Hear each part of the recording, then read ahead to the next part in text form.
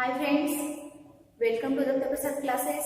Me professor Sujata Ramdas Navgire from Dattaprasad classes. आपलं मॅथचं math 2चं क्लास 11चं फर्स्ट चॅप्टर सुरू आहे, कॉम्प्लेक्स नंबर. त्याचं काही बेसिक इंट्रोडक्शन तुम्हाला करून दिलं होतं. त्यानंतर आता आपण एक्सरसाइज स्टार्ट केली. एक्सरसाइज मध्ये first question, second question, third question हे 3 क्वेश्चन आपले झाले होते. तर त्यातले काही एक्झाम्पल्स मी तुम्हाला सॉल्व्ह करायला दिले होते आणि काही मी इथे समजावले होते. आता आपला फोर्थ क्वेश्चन स्टार्ट होतोय. फोर्थ क्वेश्चन काय आहे तो आधी समजून घ्या आणि त्यानंतर आपण एक्झाम्पल स्टार्ट करूया. एक्झाम्पल आहे फोर्थ नंबरचा क्वेश्चन आहे, express the following in the form of a plus ib. a b belongs to r. r is equals to under root minus 1. State the value of a and b. हे जे given examples आहेत, आपल्याला example दिली आहे 11 examples आहेत total. तर हे जे एक्झाम्पल्स आहेत यांचा फॉर्मॅट जरा वेगळा आहे. आपल्याला यांचं कन्वर्ट कॉम्प्लेक्स नंबर मध्ये आधी करायचं. म्हणजे फर्स्ट स्टेप काय असेल तर हे जे एक्झाम्पल्स आहेत प्रत्येक वेगवेगळ्या फॉर्म मध्ये आहे. त्याचा आपल्याला a plus ib या फॉर्म मध्ये कन्वर्ट करायचं.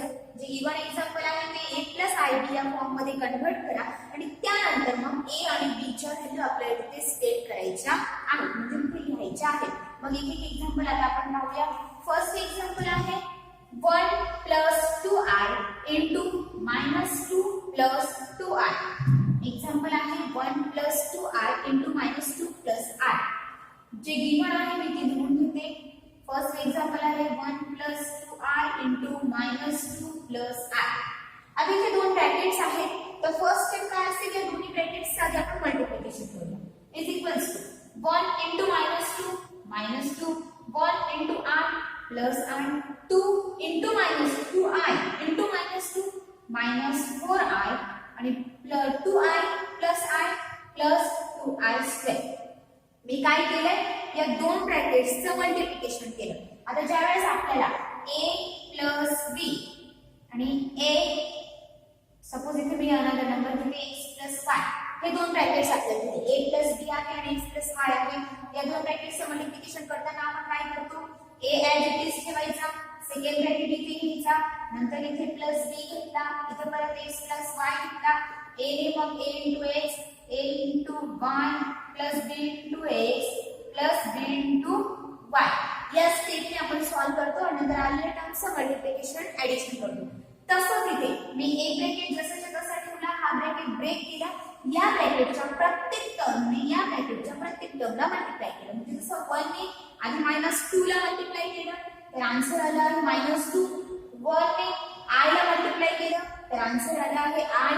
-2i ने +2i ने -2 ला मल्टिप्लाय केलं तर आन्सर आला आहे -4i आणि +2i ने i ला मल्टिप्लाय केलं तर आन्सर आला आहे 2i स्क्वेअर. इथे पर्यंत तुम्हाला लक्षात आलं असेलच. हा फॉर्म्युला इथे यूज केला आहे, तुम्ही तो लक्षात ठेवा, लिहून ठेवा. पुढे पेन्सिलीने इथे लिहत जायचं. दोन ब्रॅकेटचं मल्टिप्लिकेशन केलं, तुम्ही ते पेन्सिलीने लिहून घेतलं तरी चालेल. आणि मग नेक्स्ट स्टेपला आलं पहा. इथे ज्या टर्म आहेत मी त्या जसंच्या तशा इथे -2 आहे, मी -2 ऍज इट इज ठेवला. इथे प्लस i आणि -4i आहे, म्हणजे i च्या दोन टर्म्स आहेत, यांची आपण ऍडिशन सबट्रॅक्शन करू शकतो. -4 आहे आणि +1 आहे, म्हणजे हा -3i येईल. काय येईल, -3i. इथे प्लस 2 लिहिला. i स्क्वेअर ची व्हॅल्यू आपल्याला माहिती आहे, i स्क्वेअर आहे -1 इज इक्वल्स टू -2 -3i -2. काय येईल मग, -2 -3i -2 is equals to -2 -4 -3i. हे आपलं आन्सर आलेलं आहे. काय आहे, -4 -3i. पुन्हा इथं बघा 1 ने 2 ला -2 ला मल्टिप्लाय केलं, -2 लिहिला. 1 ने i ला मल्टिप्लाय केलं, +i लिहिला. 2i ने -2 ला मल्टिप्लाय केलं तर -4i आला. 2i ने i ला मल्टिप्लाय केलं तर 2i स्क्वेअर आला. -2 as it is, -4i + i -3i लिहिला.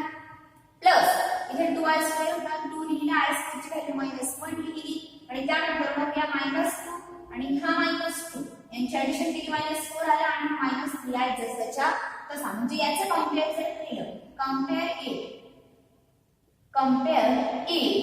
विथ a plus ib आपण जर a प्लस ib सोबत जर याच कम्पेअर केलं तर रिअल पार्टचं कम्पेअर रिअल पार्ट सोबत इमॅजिनरी पार्टचं कम्पेअर इमॅजिनरी पार्ट सोबत मग हे a is equals to -4 and b is equals to -3 आपल्याला a च्या आणि b च्या या व्हॅल्यू मिळालेल्या आहेत या व्हॅल्यू तुम्हाला लक्षात आल्या असतीलच ओके आता आपण नेक्स्ट एक्झाम्पल घेऊया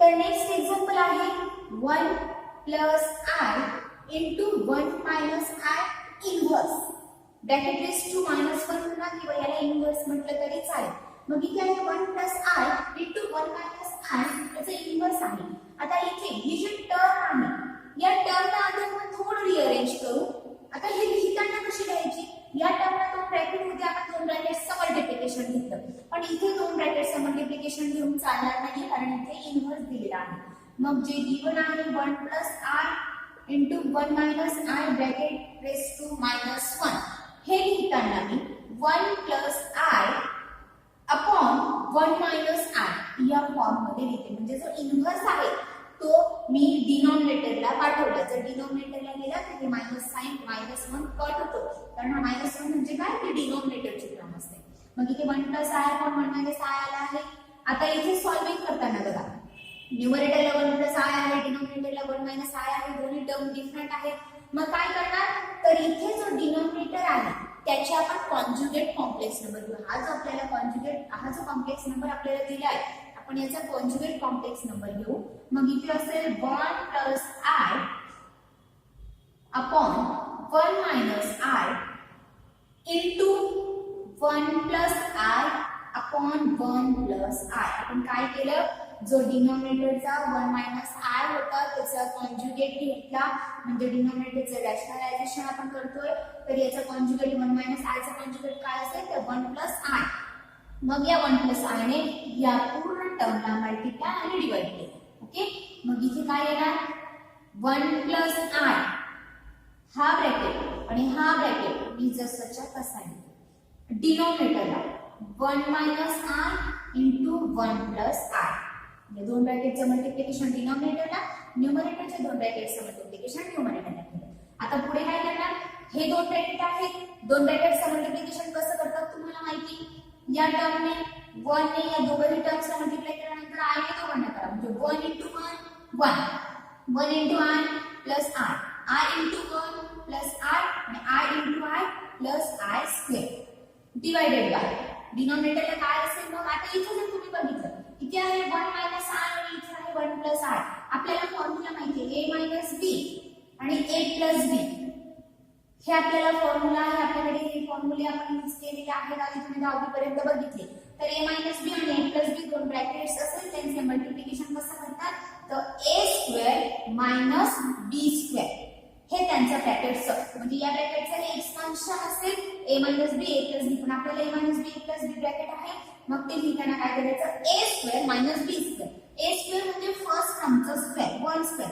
मायनस b स्क्वेअर म्हणजे i इंटू i चा स्क्वेअर बरोबर a स्क्वेअर म्हणजे फर्स्ट टर्मचा स्क्वेअर मायनस असेल आणि b म्हणजे काय तर ही टर्म सेकंड टर्म जी आहे त्याचा स्क्वेअर म्हणजे i चा स्क्वेअर मग इज इक्वल्स टू इथे पहा 1 plus i plus i 2i plus i square ची व्हॅल्यू आहे -1 डिनॉमिनेटरला 1 चा स्क्वेअर 1 मायनस i चा स्क्वेअर काय येईल i स्क्वेअर येईल तुमचा -1 पुढे आता मी इथले पेज जे लिहिलेले आहे ते रब करते तुमचं ते लिहिलं गेलं असेलच इथून पुढे जे आहे पुढे सॉल्व्ह करते मी तुमचं एक्झाम्पल तुमची स्टेप पहा 1 प्लस 2i प्लस -1 आहे मग इथे लिहिताना इथे बघा इज इक्वल्स टू 1 प्लस इथे 2i आहे मी इथे 2i लिहिला इथे प्लस आहे -1 आहे मी इथे -1 लिहिला डिवाइडेड बाय 1 -1 आणि इथे -1 आहे म्हणजे 1 प्लस 1 होईल is equals to plus 1 -1 get cancel 2i upon 1 plus 1 is 2 is equals to 2 get cancel remains only i काय होतं फक्त i उरतोय आता आपण काय फॉर्मॅट आहे आपला a प्लस i b हा आपला कॉम्प्लेक्स नंबरचा फॉर्म्युला आहे म्हणजे आपण कॉम्प्लेक्स नंबर याला म्हणतो. मग आपल्याला काय सांगितलंय की हा जो फॉर्म आहे हे जे तुम्हाला गिव्हन एक्झाम्पल आहे ते a प्लस आय च्या फॉर्म मध्ये तुम्ही कन्व्हर्ट करा. पण इथे फक्त आपला आय येतो म्हणजे जे फक्त सेकंड टर्म आहे जो इमॅजिनरी पार्ट आहे आपल्याला फक्त तो मिळतो, रिअल पार्ट मिळत नाहीये. मग इथे आपण काय करू शकतो, इथे 0 प्लस आय असं लिहू शकतो. म्हणजे मग a जो आहे आपला रिअल पार्ट जो आहे a, therefore a is equals to इथे लिहिते मी compare it with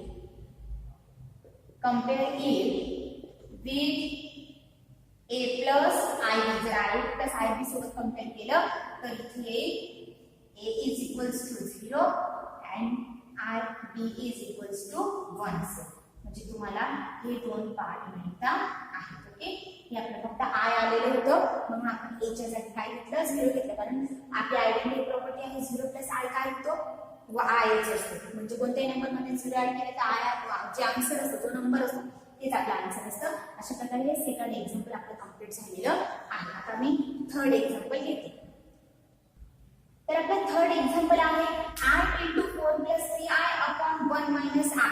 third example बघा, इथे आय आहे, ब्रॅकेट दिला आहे 4 प्लस 3i, डिनॉमिनेटरला 1 मायनस आय आहे. तर मी काय करणार आता, या आयने या प्रत्येक टर्मला मल्टिप्लाय करणार.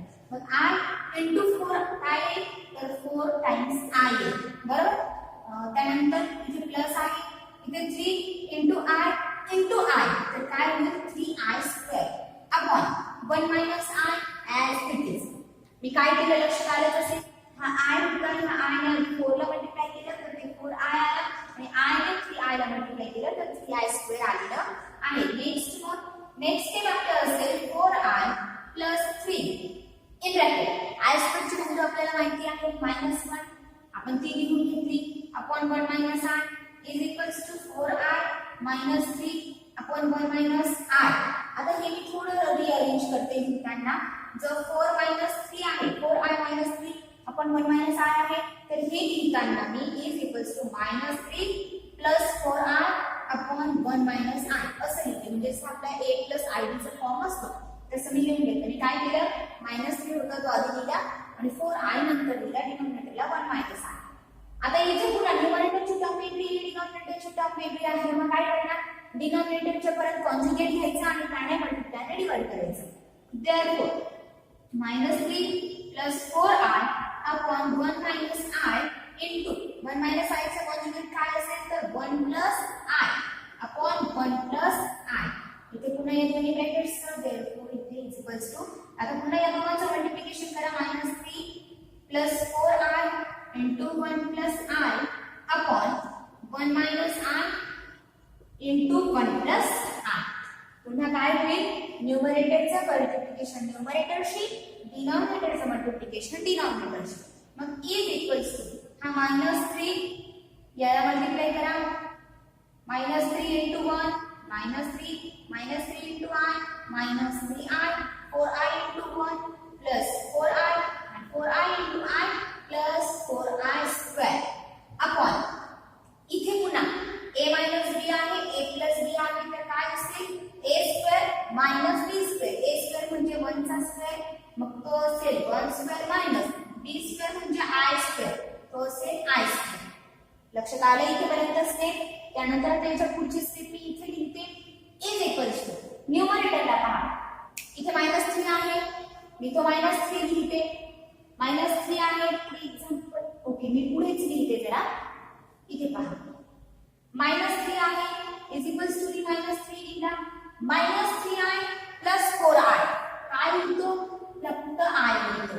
4i मायनस 3i केलं तर फक्त i रिमेन्स राहील, प्लस इथे 4 आहे, i स्क्वेअरची व्हॅल्यू पुन्हा काय येते -1 डिवाइडेड बाय 1 चा स्क्वेअर 1 मायनस i स्क्वेअरची व्हॅल्यू -1 येते.